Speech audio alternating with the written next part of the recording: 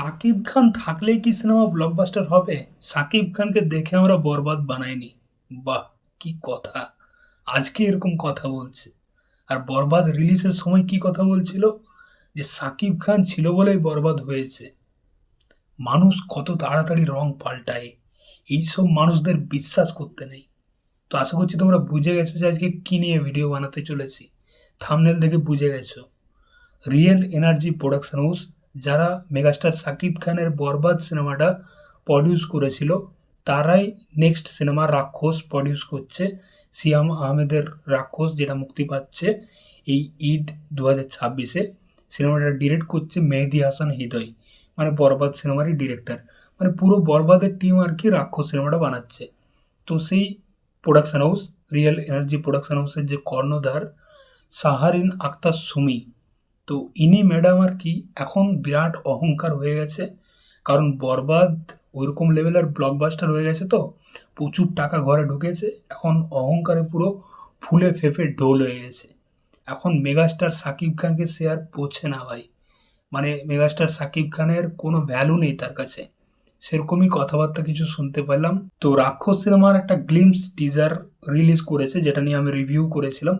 তো সেই glimpse teaser মানে ফার্স্ট লুক টিজারে একটা ইভেন্ট হয়েছিল ছোট করে। তো সেখানে এই ম্যাডাম সাহারিন আক্তার সুমি, তিনি মেগাস্টার সাকিব খানকে নিয়ে কয়েকটা কথা বলেছে, যেগুলো শুনতে খুব খারাপ লেগেছে এবং সত্যি এক্সপেক্ট করিনি এর কাছ থেকে।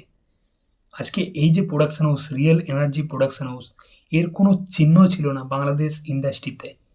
মেগাস্টার সাকিব খানের সাথে সিনেমা করেছিল বলে আজকে এরকম পপুলারিটি পেয়েছে, এরকম ব্র্যান্ড হয়েছে। আর বরবাদ সিনেমাটা ওটা সাকিব খানের জন্য ব্লকবাস্টার হয়েছে ভাই। ওটা যদি অন্য কেউ করতো, সিরিয়াসলি বলছি, ওই রকম লেভেলের কিন্তু সিনেমাটা হতো না। ওরকম লেভেলের পারফরমেন্স, ওরকম লেভেলের ব্লকবাস্টার, ওরকম লেভেলের বক্স অফিস জিন্দেগিতে হতো না। কিন্তু আজকে কি বলছে, সাকিব খান থাকলে কি সিনেমা ব্লকবাস্টার হবে? মানে এইরকম অহংকার, মানে সত্যি ভাই, অহংকার পতনের ফল। এটা কিন্তু ভেবে নিও ম্যাডাম, ঠিক আছে? তো আমি তোমাদের ভিডিওটা দেখাচ্ছি, দেখো কি বলেছে মেগাস্টার সাকিব খানকে নিয়ে এই মহিলা, ঠিক আছে? তো চলো। আমি কিন্তু প্রথমবার সিনেমা বানিয়ে তখন আমি শাকিব খানের সব সিনেমা একদম 100% মানে ব্লকবাস্টার ছিল তা কিন্তু না। আমরা মানে ভালো ভালো ছিল, এখন যেভাবে সিনেমাগুলো আসছে, তো ওই দিক থেকে আমি তখন এটা ভাবিনি যে আমার বরবাদ ব্লকবাস্টার হবে, শাকিব খান থাকলেই ব্লকবাস্টার হবে, শাকিব খান না থাকলে হবে না। সেটা ভেবে আমি সিনেমাটা করিনি, বরবাদটা করেছি। বরবাদটা ওই ক্যারেক্টারটাতে আমাকে শাকিব ভাইয়েরই দরকার ছিল এবং শাকিব ভাই এটা করতে পারতো। তো এখন এখন যেটা করছি সেটাতে আমার কাছে মনে হচ্ছে যে না, এটার জন্য সিয়াম ঠিক আছে, এটা সিয়ামই করতে পারবে। আচ্ছা, তখন বরবাদ সিনেমাতে মেগাস্টার সাকিব খানকে দরকার ছিল বলেই এত তেল লাগিয়েছে।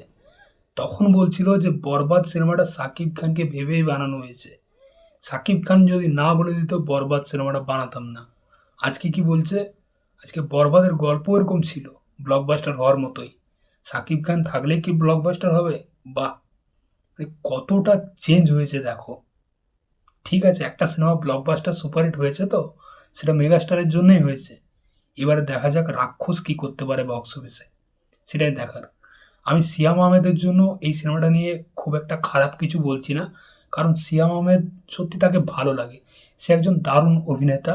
আশা করি তার সিনেমা ব্লকবাস্টার হোক। কিন্তু এই যে প্রোডাকশন হাউস, এরা ভাই মানুষ ভালো না, এরা যোগ্য সম্মান দিতে জানে না। এবং মেগাস্টার সাকিব খান, সে এত বড় একজন সুপারস্টার, সে যে এরকম নতুন একটা প্রোডাকশন হাউসকে চান্স দিয়েছে, নতুন একটা ডিরেক্টর মেহেদি হাসান হৃদয়, তাকে চান্স দিয়েছে ভাই, সেটার কোনো মূল্যই নেই।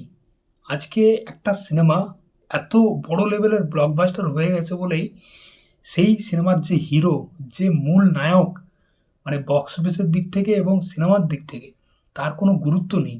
মানে সত্যি ভাই, এত তাড়াতাড়ি রং পাল্টাই যায় মানে জানতাম না, সিরিয়াসলি বলছি। এটা শুনে খুব খারাপ লাগলো, মানে এক্সপেক্ট করিনি অন্তত এর কাছ থেকে। যাই হোক, তো দেখা যাক রাক্ষস কি করতে পারে বক্স অফিসে, এবং পরবর্তীকালে এই প্রোডাকশন হাউস থেকে আর কি কি সিনেমা আসে এবং সেগুলো বক্স অফিসে কতটা সাকসেসফুল হয়। আমি এটা বলবো না যে সিনেমাটাকে ব্যান করো বা সিনেমাটা দেখো না। হ্যাঁ, সিয়াম আহমেদের জন্য অবশ্যই সিনেমাটা দেখো। সে একজন ভালো অভিনেতা এবং সে মেগাস্টার শাকিব খানকে যোগ্য সম্মান দেয়, দাদা হিসাবে ভাবে।